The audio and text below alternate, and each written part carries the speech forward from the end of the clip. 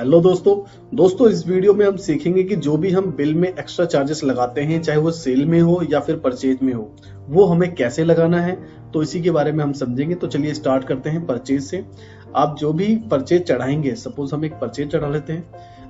Purchase को तरीके से कैसे चढ़ाना है, इसके लिए मैंने ऑलरेडी वीडियो बनाई हुई है, तो इसका डिस्क्रिप्शन बॉक्स में आपको लिंक दे दूंगा, आप वहां से क्लिक करके देख सकते हैं। तो मैं एक परचेज डाल रहा हूँ जिसमें सपोज कि मेरे को 500 रुपए का ये आया है, कुछ इसमें डिस्काउंट वगैरह नहीं आया, डायरेक्टली ये अमाउंट आया। अब अगर जो मेरा फ्रेट चार्जेस है, जैसे कि फार्मा में फ्रेट चार्जेस लगते हैं, सिलेंडर चार्जेस लगते हैं, इन्वेंट्री चार्जेस लगते हैं, तो बहुत तरीके के ऐसे एक्स्ट्रा चार्जेस हैं। और भी जितने बिजनेसेस हैं सभी में कोई भी एक्स्ट्रा चार्जेस लग सकते हैं।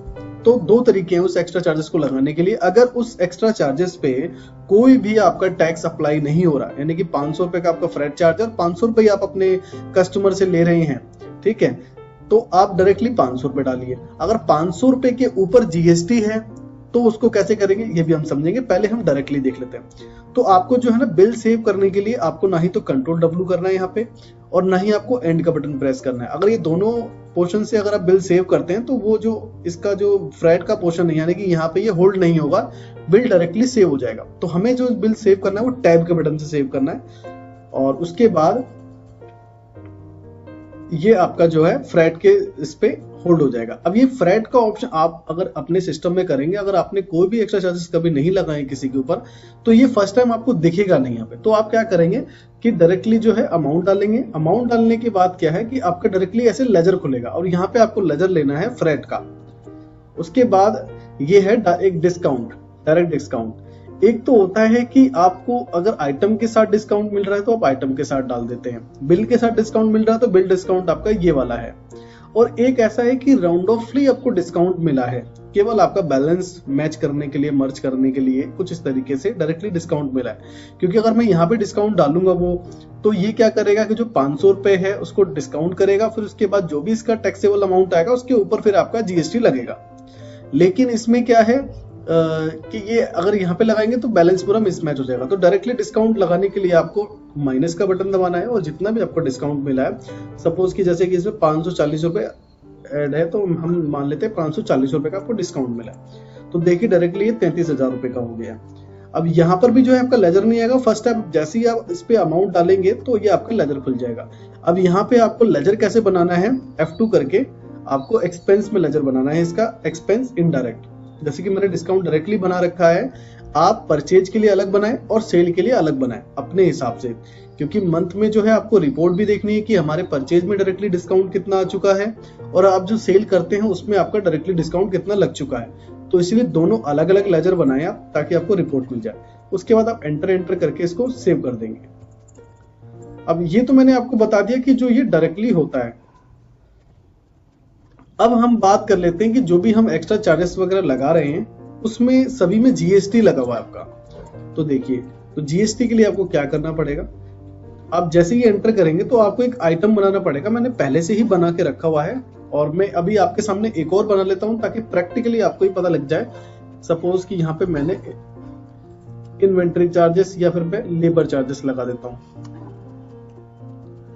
तो आपको अपने आइटम के अंदर ही लिखना है जो भी आपके चार्जेस हैं। उसके बाद आपको क्या करना है, जो भी उस पे टैक्स है, अगर उस पे HSN है तो उसका HSN भी आप यहाँ पे जरूर डालें। और जो भी टैक्स है, सपोज 18% है या उस पे आपका 12% है, मोस्टली सर्विस पे 18% होता है, लेकिन किसी किसी चीज पे 12% भी है, तो ध्यान रखें इस चीज का। जब आप ये टैक्स डाल दें तो उसके बाद आप यहाँ पे जो है आइटम कोड निकालें। आइटम कोड निकालने के लिए यहाँ पे आपको F4 प्रेस करना पड़ेगा। तो जैसे मैं F4 प्रेस करता हूँ, और यहाँ पे आपको डालना है HHS। तो HHS से मैंने एक बना रखा है पहले से ही। अगर आपका HHS यूज हो जाए, और अगर और भी आपके ऐसे चार्जेस हैं जिन पे जीएसटी लगता है, तो उसके पीछे आप उसका नंबर चालू कर दें। जैसे कि पहले मैं बना चुका हूं, तो आपने यहाँ पे HHS मैंने 1 कर दिया। उसके बाद आप एंटर करेंगे और इसको आप कंट्रोल W से सेव करेंगे। लास्ट में एक पोर्शन खुला हुआ है, ये आपसे कहता है कि अगर इसका जो भी बैलेंस है किसी एक सेपरेट लेजर में डालना चाहते हैं, कि आप ये देखना चाहते हैं कि इस लेबर चार्जेस में जितना भी जीएसटी लगा है, जितनी भी पेमेंट्स हुई है, वो एक अलग लेजर बन जाए, उसमें अलग रिपोर्ट अगर आपको दिखे, तो आप ये कर सकते हैं यस। नहीं तो बाय डिफॉल्ट आप इसको नो ही रख दें। मोस्टली आपका ये नो ही रहेगा, नो में ही इसको यूज करें, ठीक है। उसके बाद जो है इसको एक चीज और बताना भूल गया, इसको आप इसको जो कलर है इसको रेड कर लीजिए, जिससे क्या है कि अगर आपकी बहुत सारी इन्वेंट्री है तो आपको ये समझने में प्रॉब्लम ना हो कि ये क्या है, ये भी इन्वेंट्री है, या फिर आपके जो स्टाफ है उसको भी बिल्कुल भी मिस्टेक ना हो इस चीज के लिए। तो ये एकदम डिफरेंट दिखेगा तो आप समझ जाएंगे। और रेड कलर मैंने इसलिए डलवाया है कि ये चार्जेस से रिलेटेड है और एकदम अलर्ट हो जाएगा आपको। अब सपोज फ्रेट चार्जेस लगे जो है वो लगे हैं 500 रुपए, और इस 500 रुपए के ऊपर जीएसटी लगा है, 500 रुपए प्लस जीएसटी। तो देखिए अब मैं दोबारा स्टेप पे ले जाता हूं तो आप देखेंगे ये 500 रुपए जो मैंने डाले हैं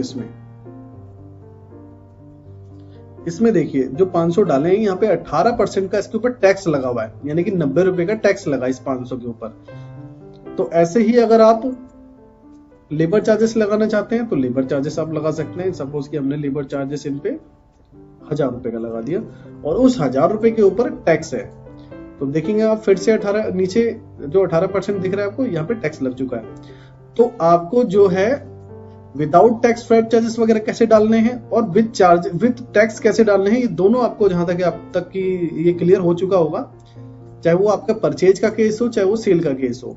हम एक बार सेल के केस में भी डालेंगे, इसको हम 0 कर देते हैं क्योंकि हम ये ऊपर डाल चुके हैं, और इस बिल को हम सेव कर देते हैं। अब हम आ जाते हैं सेल वाले केस में। जैसे ही आप सेल करेंगे, अब जो भी किसी भी कस्टमर को आप सेल करते हैं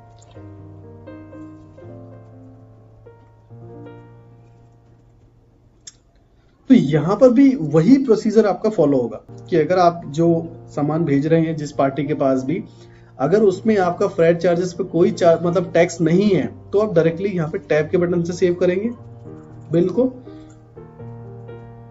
और यहाँ पे वो डालेंगे। सपोज कि हमने इनसे 300 रुपए फ्रेट चार्ज लिए हैं जिसमें कोई टैक्स वगैरह नहीं है, डायरेक्टली लिए, तो एंटर किया आपने और यहाँ पे आपने फ्रेट पे चूज कर लिया लेजर। आप अपने हिसाब से कोई भी लेजर बना सकते हैं। अब सपोज कि इसमें 3075 रुपए का आपका ये अमाउंट है, आप चाहते हैं कि राउंड ऑफली 3000 का बिल बने, यानी कि डायरेक्ट डिस्काउंट आप इसमें डाल सके, तो -75 और यहाँ पे आप डिस्काउंट का लेजर ले सकते हैं। और दोनों लेजर आप अलग अलग बनाए ताकि आपको रिपोर्ट भी मिल जाए। उसके बाद मैंने एंटर करके इसको सेव कर दिया और ये आपका इनवॉइस फिर यहाँ से जनरेट हो जाता है और इसको प्रिंट आउट वगैरह आप कर सकते हैं। आई होप कि आपको कैसे एक्स्ट्रा चार्जेस लगाने हैं विद टैक्स वाले और कैसे आपको एक्स्ट्रा चार्जेस लगाने हैं विदाउट टैक्स वाले, तो बहुत अच्छे से समझ में आया होगा आपको। अगर कहीं पर भी आपको ऐसा लगता है कि कुछ आपको पूछना है तो आप हमें कमेंट करें, हम उसका रिप्लाई जरूर करेंगे। चैनल को सब्सक्राइब करें और लाइक करें अगर आपको अच्छी लगी है। Thanks for watching.